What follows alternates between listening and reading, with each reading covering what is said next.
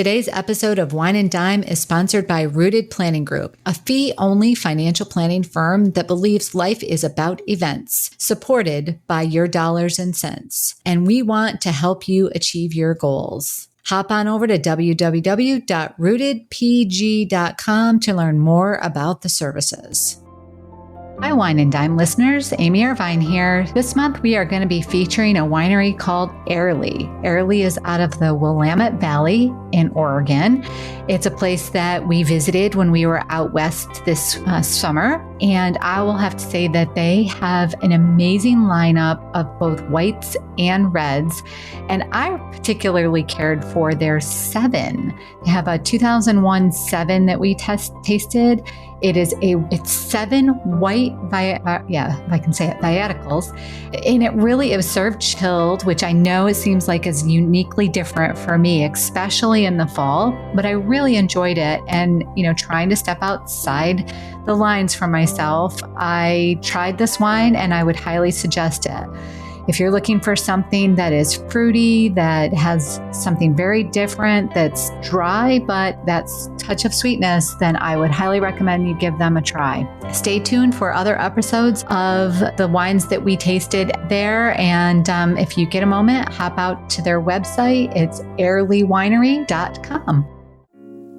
Every week, it's my goal to share financial information that helps you in both your life and Financial Vineyard. We hope it takes you from your roots to the journey of your vines and the influences in the air that have helped craft your delicious life. Like wine, life and finances have different palates that should be celebrated and not judged. Well, Kate, welcome back to Wine and Dime. We're so excited to be here in the fall, and it's definitely showing a temperature change. I was joking with Brent last night when I said, he couldn't recall this cartoon, but do you remember in the 80s they had like the Transformer cartoon? Absolutely.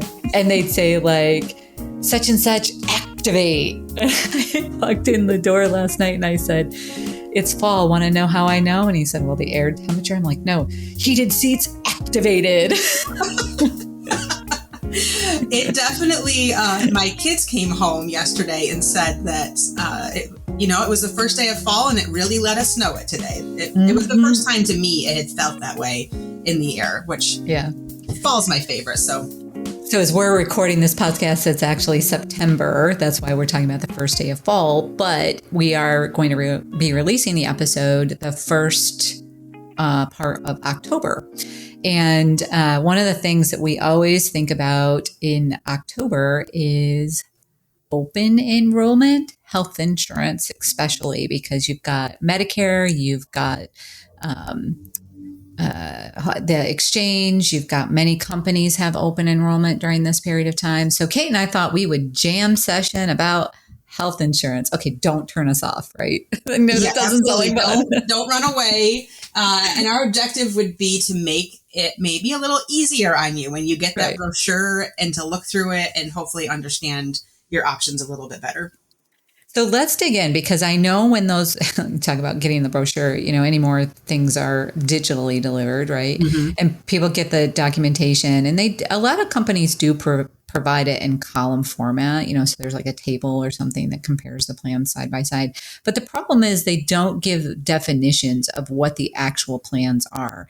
So there's three predominant insurances that are out there. One is a PPO, one is an HMO, and one is a high deductible, which is usually a high deductible PPO. And I say usually because there's actually high deductible HMOs that are there too. So maybe let's dig into what is a PPO. What does that stand for? And there are other terms, by the way, but these are the predominant ones. Yes. So a PPO is a preferred provider organization. And these are maybe, I think, what some people think of as more older traditional health insurance. And the reason I say that is because some of the newer variations that have come out of it. But with a PPO, you have the ability to use providers that are in your network and out of your network.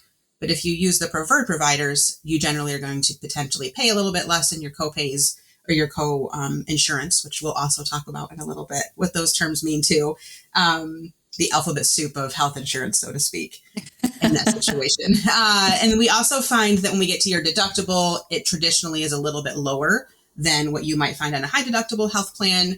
So you may be paying more in premiums for this insurance, but typically a lower deductible, which is the amount that you pay before your insurance is going to provide. And then you're also going to traditionally pay co-pays or a co-insurance every time you go to the doctor. Yeah, and you usually get to select the doctor that you want to go to, as long, and some have like out of network costs. So if the doctor isn't in network, doesn't mean that they won't cover it. It just means that they might not cover it as well, right? Right. Typically, you'll have a different schedule for in-network or out-of-network coverage amount. So you may find that you pay a $20 copay in-network and a $40 copay out-of-network. Mm-hmm. It just depends on the actual schedule they have for what that looks like. And then an HMO is a health maintenance organization. We don't have a lot of them in New York around us so much, but in big cities, there's a lot of those, and they're very exclusive. Like, generally speaking, do you have much, like, I'm trying to think of a example on there. Yeah, sometimes I've seen them in areas that have a really large hospital system. Like knowing that if you were part of that health maintenance organization, and in that plan, you have to use that organization for service. Yeah. There is no out-of-network coverage. So that's probably the best example I've seen would be near an area that has a very large hospital and hospital system. People are comfortable with it, but the issue could be if you're traveling, sometimes it's hard to find a provider. Yeah. Like a lot of our California clients have Kaiser. That's a big one that's out in California. And so they, that's a huge organization out in California. So a lot of the doctors actually are part of that maintenance organization. But when you do travel, I mean, there's always emergency coverage involved, but there's not a ton of other coverages that would be involved. And that does create, and you are limited to the doctors. If you're not limited, you can go wherever you want, but you will not get coverage if it's out of network or out of that organization. And then there's the high deductible piece. And the reason that I wanted to sort of segregate that is because people say, oh, I have a PPO or I have a high deductible. And I'll say, well, is the high deductible a PPO? It just means that your deductible is higher. So I think there's some confusion sometimes that that's a type of plan, but it actually has to do with the type of deductible. Yes. So as I mentioned earlier, your deductible is an amount that you are responsible to pay before your insurance is actually going to kick in and provide coverage. Mm-hmm. PPOs may have a deductible. Some don't. Some plans don't have any deductible. Some still have a deductible, but they're traditionally lower. Where with a high deductible plan, it has to be over the IRS minimum to qualify as a high deductible plan. And the trade-off typically is you're going to pay more out of pocket first, but your premiums typically are lower, and you're also able to contribute to a health savings account or an HSA, which allows you to save pre-tax dollars for health insurance purposes or medical expenses. And Kate, one of the trends that we've started to see is that at one point in time, there was a pretty good difference between the premium amount that you would pay with a plan that has a lower deductible versus a plan that has a higher deductible. We've started to see that shrink significantly lately. We have, yeah, for sure. This was a conversation I think you and I had yesterday on an analysis, and I was sort of shocked to see the difference in premium was not that much. And it made my analysis with said client a little bit more difficult because it wasn't as easy of an answer to select which plan to go with, because there was more at play in the decision than just premium dollars. Yeah. Yeah. Now let's talk about that, because one of the things that you and I both like about the high deductible plans is the fact that you can do that health savings account that you mentioned. But let's back up just a little bit. If you have a lower deductible plan, you might have something called a flexible spending account. So a flexible spending account works similar to a health savings account, except a flexible spending account is a pretty much use it or lose it account, where a health savings account has the advantage of rolling over every year. And also the deductibles are very different. Yes, on each of those. As you Or not mentioned, deductibles. I'm sorry, contributions. yes, the Contributions if you're doing. contributions Yeah. on that. Yeah. So this year, an FSA, the flexible spending account, you could contribute 2,750 for a family. And again, you have to use that amount within the calendar year. There typically is a grace period to catch up, but we'll say within a year, where the HSA is currently $6,000 for a family contribution to an HSA. And as you mentioned, that keeps rolling forward. So you could actually build quite a balance in that if you didn't need to use it for future medical emergencies or for retirement purposes, to use it for health insurance or expenses in retirement. So one thing that, when we were talking about the premiums, that's a piece of the analysis, right? I mean, you want to analyze the premiums that you're paying. You want to look at your health conditions. You want to look at, what you might be paying in a particular year. I think there's a falseness sometimes that if you're a high user, a high healthcare user, that you should always go with the lower deductible. But I've done some analysis recently that shows that if you are a very high healthcare user, you may be actually better off going with the high deductible plan, because a lot of those plans, once you reach the deductible or very close to the level of the deductible, that's also the max out of pocket. Mm-hmm. I concur with this, and I was a little surprised to find this in some of my own recent analysis on plans, the same thing. So if you are a high user on a PPO plan, the maximum out-of-pocket spend, and that's how much you are actually spending between your deductible and your copays, and is much higher than what I also found, as you mentioned, on a high deductible plan.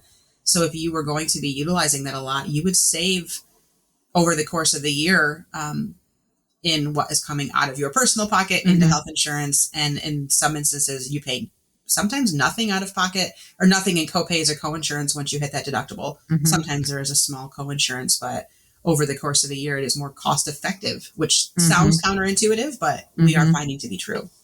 And the interesting thing about that is the fact that, if you pair that with an HSA, the health savings account, all of that becomes a pre-tax spend, right? So one of the big problems with itemizing deductions on your tax return is getting up to the minimum to even be able to itemize. And even if you can itemize, it's only for health related expenses. Most people can't come up with enough health related expenses even to put it within the itemization formula, because it's not like first dollar gets deducted.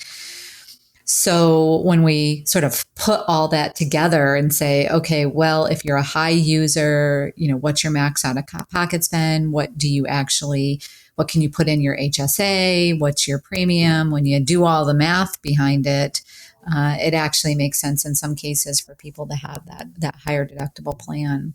And then, other thing I always like to throw in there, and I know we've talked about this type of account in other podcasts in the past, not too long ago, actually, is the limited purpose FSA, and not to forget about the dependent FSA. All the extra benefits. The dependent care FSA was my friend for several years. And anyone that's listened to a few podcasts, I'm not surprised to hear I like to talk about taxes. I think in every topic we talk about, but knowing that I had to pay for daycare anyways and could participate in a program that saved me tax dollars was even more beneficial. So with a dependent care FSA, you are able to defer pre-tax dollars into an account and use that to pay for childcare expenses. And that covers traditional daycare, nursery schools, after school programs, up to, I believe it's up to age 13. Children are eligible to participate in that. Summer camps, there's a lot of creative ways to use that type of program. And you can use that for elder care expenses too. That's to any dependent, right? So you talked about the child care side of things, but if I had a parent that needed some kind of dependent care expense as well, that is something that they can be utilized from that perspective also.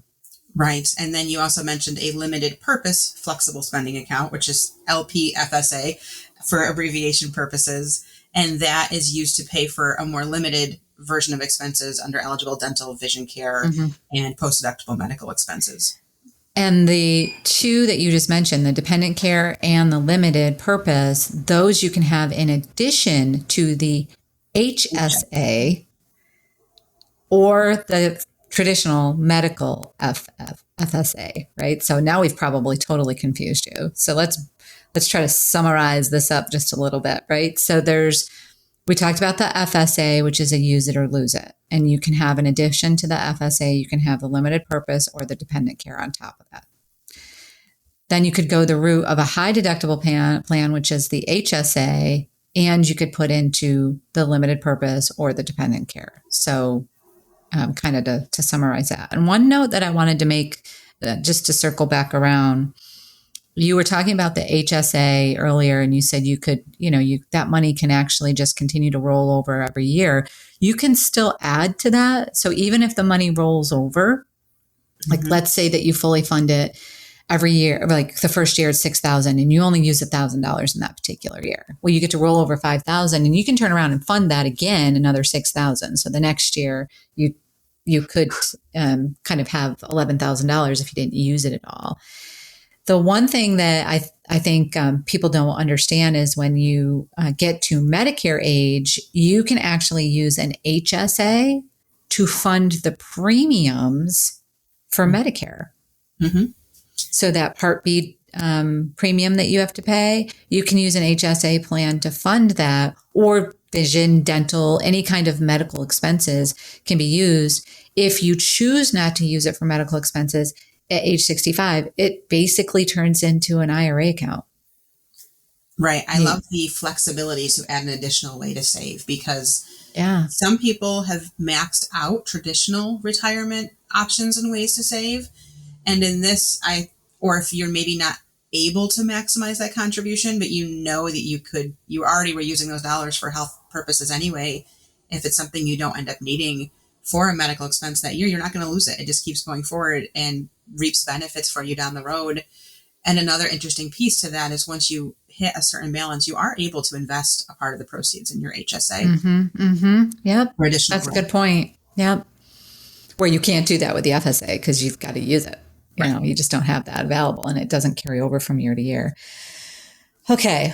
Whoa, that's a lot. A lot of terms, a lot of things to look at. But hopefully, as you're looking down through those, ours used to come, as you mentioned, in a brochure, and now it does come through an email. The columns of the plans and the type of options and the premium, maybe a little more knowledge to look at those and help make your decision as you move on through that. Mm-hmm, mm-hmm. The other thing I think is, just consider your usage and purpose. And we actually have a client that we did this analysis on, I think just as an example, that the premium was actually slightly more to use a high deductible plan than it was a lower deductible plan. So they actually paid a little bit more in premium to have that flexibility of fully funding the HSA. Wasn't a ton more, but it was a little bit more. And the reason that they decided to do that, even though the premium was a little more, was that ability to save.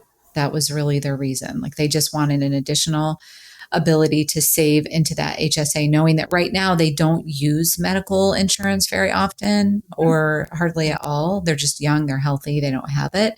So they wanted that opportunity to be able to save in the HSA. And I think, making sure that you don't, when you go into making this decision, first of all, don't just check a box. Mm-hmm. Don't, as we call it, don't have tunnel vision on this, because I think it's also important to know, what do you have outside, right, Kate? Right. Look at what's outside. Look at all of your available benefits and options. If, you're maybe a little more nerdy like us, we like to make spreadsheets and look at how many times last year did I maybe go to the doctor and what would the copay be on that, to really compare what you typically spend in a year and maybe think a little bit outside the box of what are the other options available to me under each plan option. Mm-hmm. Mm-hmm. And of course, I'm going to add that if you'd like any assistance, you're welcome to call us. We would be happy to sit down with you and do that analysis, as well as look at your entire life plan and put a financial plan together. A little plug for Rooted Planning Group with that. We would love to work with folks that are looking for that kind of analysis in their life. These are little tips here and there, really add up over time. So we love to do this sort of thing where other people loathe it. It's like me buying a car. Please don't make me buy a car.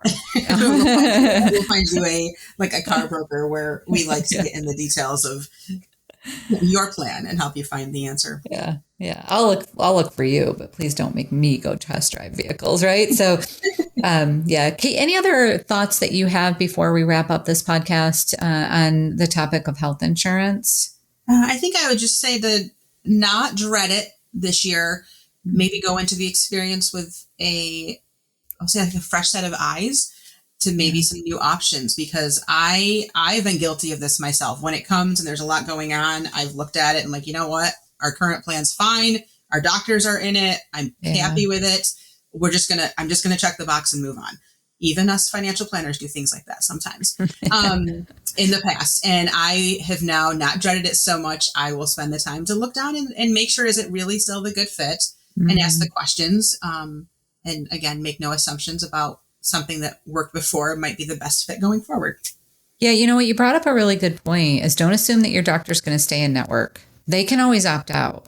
I mean, that's something that you want to check and make sure that there's no network changes. And if you are on Medicare or you are on the exchange, you know, that please don't set it and forget it either, because again, formularies can change, doctors can change networks, insurance companies can change limits and coverage amounts, and they can choose not to cover something. So just because it's covered this year doesn't necessarily mean it's covered next year. So it's really important to dig into those. And I always joke around, just to kind of wrap this up, I always joke around and say that if you're on Medicare, you know, you can change basically once a year during open enrollment the type of plan that you're on, especially if you're on Medicare Advantage. It's a little bit different if you're on Medigap plans, but you can change, and you need to be thinking about, like, are there parts that I'm going to need replaced next year? And does this plan cover those particular surgeries? Or, you know, is there cataract surgery, for example, that I need? Or, you know, what do you have coming up in your health life in the next year that you know about? Of course, there's always things that you don't know about, but I think it's also important to do that projection work. That just reminded me, Amy, of one other thing, is if you are utilizing a FSA, a flexible spending plan, before you make that election, to think to the next year of what you might be spending or have coming up that you need to pay out of pocket, and start submitting early is my other recommendation, because it's really hard at the end of the year to go back and find those receipts and submit them. Now, thankfully, a lot of the programs have apps that you can just take a picture of the receipt as you're there and it will reimburse you, but start utilizing it early so that you don't lose that money down the road. Yeah. And I think the other thing is, if your kids are getting braces or anything like that, to be thinking about those limited purpose plans plus the FSA plan, right? So there might be a way for you to actually get as much money put aside for a particular year if you've got those kinds of big expenses coming up. Well, thanks everyone for listening. We appreciate your time. We hope you've enjoyed this podcast. If you have any questions that you'd like us to cover in the future, please drop us a note and let us know. And if you get a chance, hop on over to iTunes and rate us. The more people that rate us, the more people that can find us. Thanks so much, everyone. Have a great day. And that will about do it for today's episode of Wine and Dime. You can contact Amy through the website, www.rootedpg.com, or amy@rootedpg.com. You can also follow us on Facebook and Instagram @rootedpg for the latest news. And if you have any questions, comments, or topics you would like to hear about, feel free to let us know. And don't forget to rate and subscribe the show wherever you get your podcasts. And again, thank you for listening, and be sure to tune in next time.